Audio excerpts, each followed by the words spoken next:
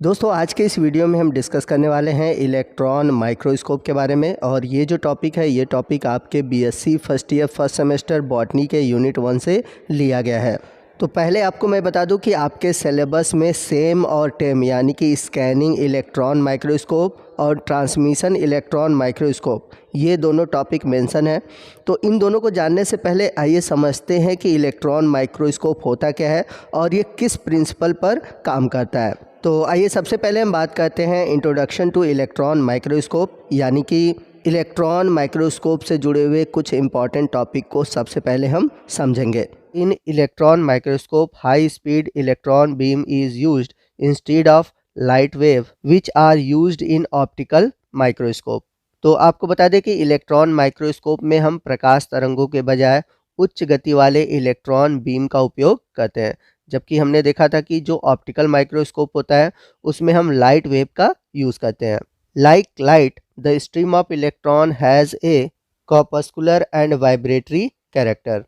तो प्रकाश की भांति इलेक्ट्रॉन की धारा में भी कणिका और वाइब्रेटरी या कह सकते हैं हम स्पंदनात्मक गुण पाया जाता है। Electron microscope gives very high magnification and incredibly high resolution. तो जो इलेक्ट्रॉन माइक्रोस्कोप होते हैं इनका जो मैग्निफिकेशन पावर होता है और रिजॉल्विंग पावर होता है वह अविश्वसनीय रूप से बहुत अधिक होता है, जिसे हम आसानी से किसी भी छोटे से छोटे पार्टिकल को देख सकते हैं। The first transmission electron microscope was developed by Ernst Ruska and Max Knoll of Germany in 1931। तो सबसे पहला ट्रांसमिशन इलेक्ट्रॉन माइक्रोस्कोप सन 1931 में जर्मनी के अर्नस्ट रस्का तथा मैक्सवेल द्वारा विकसित किया गया था। Electron microscope is remarkable research tool of 20th century. Electron microscope 20वीं शताब्दी का एक उल्लेखनीय शोध उपकरण है। It opened up sub cellular structure which were unknown to biologist. It can magnify an object up to 1 million times. तो electron microscope द्वारा कोशिकाओं की उन संरचनाओं की खोज की गई जो जीव विज्ञान के लिए अज्ञात थे। यह किसी वस्तु को लगभग 10 लाख तक गुना बढ़ाकर दिखाता है। The photo micrography can be further enlarged the studied by using modern photographic technique and computer aided technique. इसके अलावा हम आधुनिक फोटोग्राफिक तकनीक और कंप्यूटर की सहायता से प्राप्त जो इमेज होते हैं उन्हें और बड़ा तथा साफ देख पाते हैं। The electron can be focused bye electron magnetic lens much like the light rays. तो यहाँ पर आपको बता दें कि जो इलेक्ट्रॉन माइक्रोस्कोप होते हैं उनमें लाइट माइक्रोस्कोप की तरह लेंस नहीं होते हैं। इलेक्ट्रॉन माइक्रोस्कोप में विद्युत चुंबकीय लेंस यानी कि इलेक्ट्रोमैग्नेटिक लेंस होते हैं। इस पॉइंट को आप नोट कर लीजिएगा। तो इलेक्ट्रॉन माइक्रोस्कोप में होता क्या है कि इलेक्ट्रॉन को विद्युत चुंबकीय लेंस द्वारा प्रकाश किरणों की तरह केंद्रित किया जाता है। Electron beam can vibrate like light rays but has very short wavelength as compare to light rays. तो जो इलेक्ट्रॉन बीम होते हैं वो प्रकाश किरणों की तरह वाइब्रेट करते हैं, उनमें वाइब्रेट करने की क्षमता होती है, परंतु प्रकाश किरणों की तुलना में इनका जो तरंगदैर्घ्य होता है यानी कि जो वेवलेंथ होता है वह बहुत कम होता है। तो इस पॉइंट को आप नोट कर लीजिएगा कि इलेक्ट्रॉन माइक्रोस्कोप में इलेक्ट्रॉन का यूज़ इसलिए किया जाता है क्योंकि लाइट रेस की तुलना में इसका जो वेवलेंथ होता है वो बहुत कम होता है। The wavelength of electron beam is 0.005 nanometer as compare to 550 nanometer of visible light. तो कंपाउंड माइक्रोस्कोप में हम यूज़ करते हैं विजिबल लाइट जिसका वेवलेंथ होता है 550 नैनोमीटर, जबकि इलेक्ट्रॉन माइक्रोस्कोप में प्रयोग किए जाने वाला जो इलेक्ट्रॉन बीम है इसका वेवलेंथ होता है 0.005 नैनोमीटर। तो इतना कम वेवलेंथ होने की वजह से ही हम छोटे से छोटे ऑब्जेक्ट को क्लियर देख पाते हैं। Resolution increase with the decreasing of wavelength. तो इसका रीज़न क्या है, क्यों हम कम वेवलेंथ के इलेक्ट्रॉन बीम का यूज़ करते हैं? क्योंकि मैंने आपको बताया हुआ है कि जो रिजोल्यूशन पावर होती है वह वेवलेंथ के घटने से बढ़ती है। तो जितना वेवलेंथ कम होगा उतना ही अधिक रिजोल्यूशन पावर होता है। Resolution is dependent upon the wavelength of radiation. तो इस प्रकार से हम कह सकते हैं कि जो रिजोल्यूशन होता है वह किसी भी रेस के वेवलेंथ पर निर्भर करता है। Smaller the radiation greater will be resolution. तो जितना कम रेडिएशन होगा यानी कि जितना कम वेवलेंथ होगा उतना ही अधिक रेजोल्यूशन होगा। तो यदि आपको रेजोल्यूशन के बारे में डिटेल से पढ़ना है तो उस पर मैंने वीडियो बनाया हुआ है। उस वीडियो का लिंक मैं नीचे आपको डिस्क्रिप्शन बॉक्स में दे देता हूँ।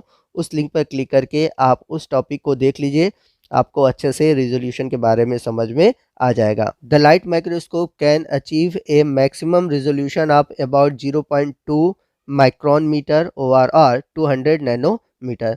तो जो लाइट माइक्रोस्कोप होता है उसका जो मैक्सिमम रेजोल्यूशन होता है वो 0.2 माइक्रोन मीटर या फिर 200 नैनोमीटर होता है। Whereas electron microscope can achieve a resolution of 0.10 nanometer which is 2000 times better than best resolution by light microscope.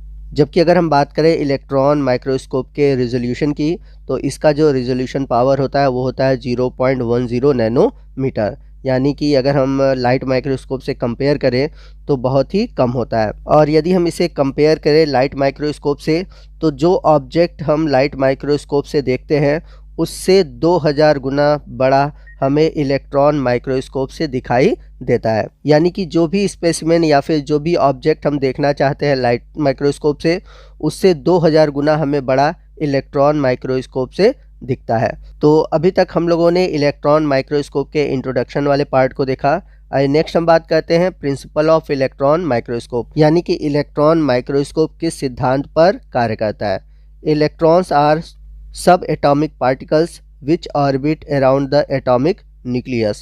When atoms of a metal are excited by heat energy, electron fly off from the atom. तो जैसा कि हम सभी जानते हैं कि जो electron होता है यह परमाणु का एक कण होता है जो कि परमाणु नाभिक के चारों ओर रोटेट करता है, परिक्रमा करता है। तो जब भी कोई धातु हीट एनर्जी से उत्तेजित किया जाता है तो उस धातु से इलेक्ट्रॉन जो होते हैं वो निकल जाते हैं। In electron microscope, tungsten is heated by applying a high voltage current.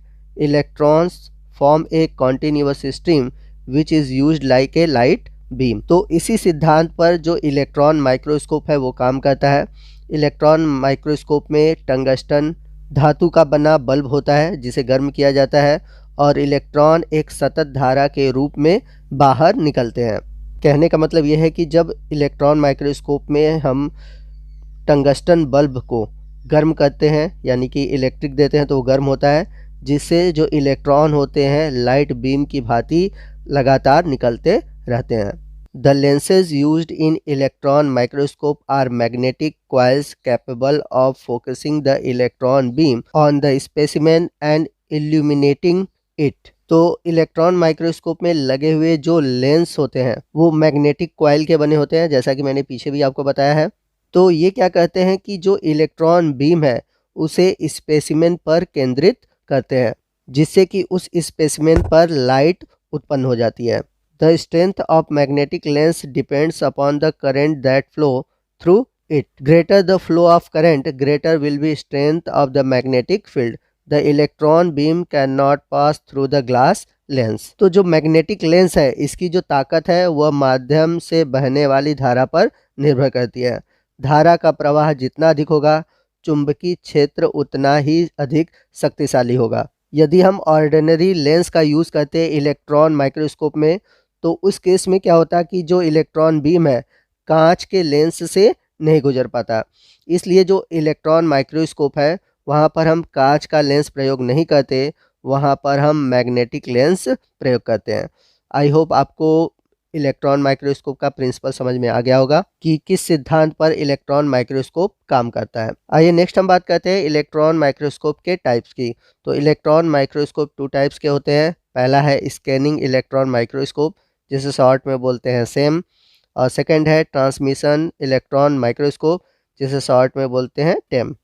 तो दोस्तों ये था हमारा आज का वीडियो जो कि इलेक्ट्रॉन माइक्रोस्कोप के प्रिंसिपल और इंट्रोडक्शन पर आधारित था, और आई होप कि इससे आपका इलेक्ट्रॉन माइक्रोस्कोप से जुड़ा हुआ जो कंसेप्ट है वो क्लियर हो गया होगा। अब बात आती है कि जो इसके टाइप है सेम और टेम, इन दोनों टॉपिक के बारे में हम अगले वीडियो यानी कि नेक्स्ट पार्ट में डिस्कस करेंगे। तो आपको आज का ये वीडियो कैसा लगा कमेंट करके ज़रूर बताइएगा। वीडियो अच्छा लगा हो तो प्लीज़ वीडियो को लाइक करिएगा, अपने दोस्तों में शेयर कीजिएगा। मिलते हैं अगले वीडियो में अगले टॉपिक के साथ, तब तक के लिए जय हिंद, जय भारत।